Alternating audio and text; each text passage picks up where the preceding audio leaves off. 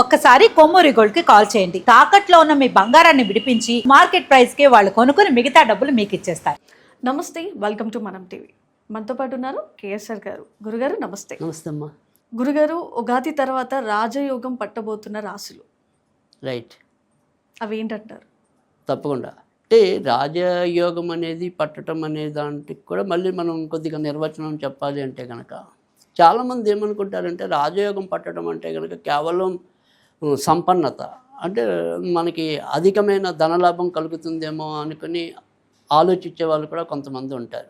కానీ ఇక్కడ రాజయోగము అంటే కనుక ఇదేంటైనా సరే మన యొక్క కీర్తి ప్రతిష్టలు అనేది ఉన్నతంగా ఎదగటం అనేది, 10 మందిలో మనం ప్రత్యేకంగా గుర్తింపు గౌరవం పొందటం అనేది, తర్వాత ఎక్కడా కూడా ఉన్నంతలో అపజయాలు లేకుండా విజయాలతో ముందుకెళ్ళటం కానీ, వీటన్నిటిని కూడా మనం రాజయోగంగానే భావించాల్సి వస్తుంది.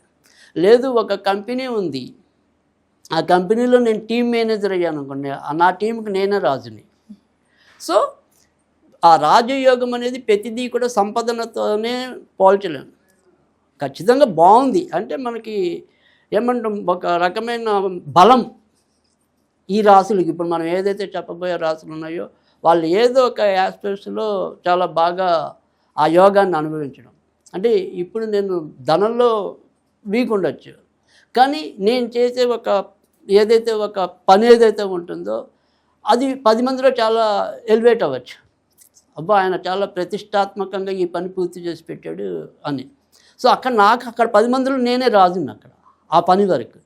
సో ఇలా ఒక ప్రత్యేకంగా మెమరబుల్ అంటే మనకి మన స్మృతిలో ఉండిపోయేది, ఈ సంవత్సరం నాకు ఈ మధుర స్మృతి ఉంది అనేది ఏదైతే ఉందో దాన్ని మనం రాజయోగంగా అన్వయించుకోండి.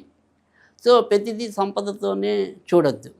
సో అలాంటి రాజయోగం పట్టే రాసుల్లో ఖచ్చితంగా మొదటిది వృషభ రాశి ఉంది. సో వృషభ రాశి వాళ్ళకైతే కనుక ఈ రాజయోగం అనేది వాళ్ళ ఉద్యోగ నిర్వహణలో లేదా వాళ్ళ యొక్క వృత్తి సంపాదనలో, ఆ రకంగా మాత్రం వృషభ రాశి వారికి చాలా మంచి యోగం కలగటం అనేది ఈ సంవత్సరం కనిపిస్తుంది. తర్వాత రెండోది వచ్చేప్పటికి ఇంకా ఇలాంటి యోగాలు ఉన్న రాశుల్లో మళ్ళీ ఈ ఏడాది కనుక చెప్పుకోవాల్సి వస్తే కనుక కన్యారాశి కనపడుతుంది. సో కన్యారాశి వాళ్ళకి ఖచ్చితంగా జూన్ నుంచి గురుడు మంచి లాభస్థానంలో, ప్రస్తుతం కూడా రాజ్యస్థానంలో సంచరించడం వల్ల ఇంచుమించుగా అక్టోబర్ వరకు కూడా వీళ్ళకి చాలా చక్కటి రాజయోగం లాగానే చెప్పవలసి ఉంటుంది. కనుక కన్యారాశి వారికి కూడా మంచి యోగంగానే మనం చెప్పాల్సి ఉంటుంది. తర్వాత తులారాశి వారికి కూడా ఈ సంవత్సరం చాలా విశిష్టమైన మంచి జరగడానికి ఎక్కువ ఉంది. ఇటు వృత్తి ఉద్యోగాల్లో గౌరవ మర్యాదలు పెరుగుతాయి. తర్వాత ఎవరైతే ఈ తులారాశిలో జనరల్గా తులారాశి తులా లగ్నాల్లో ఎక్కువ మంది ఈ మీడియాకి సంబంధించిన వాళ్ళందరూ కూడా ఎక్కువ మంది ఉంటారు. అంటే ఇటు సినిమా పరిశ్రమకు సంబంధించిన వాళ్ళు లేదా గాయకులు, కళారంగం. సో ఈ కళారంగ ప్రముఖులందరూ కూడా ఎక్కువ శాతం అయితే కనుక తులారాశిలో మనకి ఉండటం అనేది ఉంది.